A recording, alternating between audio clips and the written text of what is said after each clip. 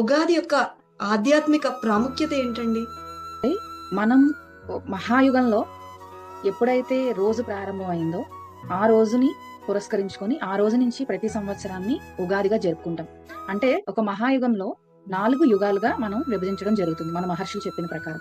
So అందులో కృత, ద్వాపర, త్రేత, కలియుగాలు. కృతయుగం ప్రారంభాన్నే మనం ఉగాది అంటాం. అంటే ఆ రోజు సంవత్సరం ప్రారంభమైన దగ్గర నుంచి మనం లెక్క కట్టి సంవత్సరాలను తీసుకొస్తాం కాబట్టి ప్రతి సంవత్సరం కూడా ఆ ఆది ఏ రోజైతే జరిగిందో దానిని ఉగాదిగా జరుపుకుంటాం. జ్యోతిష్యం నిజంగా జీవిత నిర్ణయాలు తీసుకోవడంలో ఎంతవరకు సహాయపడుతుందంటారు? సహాయపడుతుందండి. ఎలా అంటే ఇప్పుడు మనం ముఖ్యంగా పిల్లల్ని తీసుకుందాం. ఒక టీనేజ్ వచ్చిన పిల్లలు వాళ్ళు డెసిషన్ తీసుకునేటప్పుడు మనం చాలా ఆలోచిస్తూ ఉంటాం.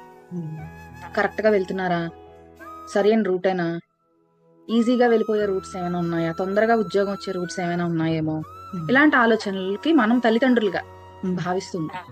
అయితే నేనేం చెప్తానంటే టీనేజ్ వచ్చిన తర్వాత కన్ఫ్యూజన్ నిజంగా ఉంటే ఉండకుండా కాన్ఫిడెంట్ గా వెళ్ళిపోయే వాళ్ళ గురించి మనం మాట్లాడవలసిన అవసరం లేదు.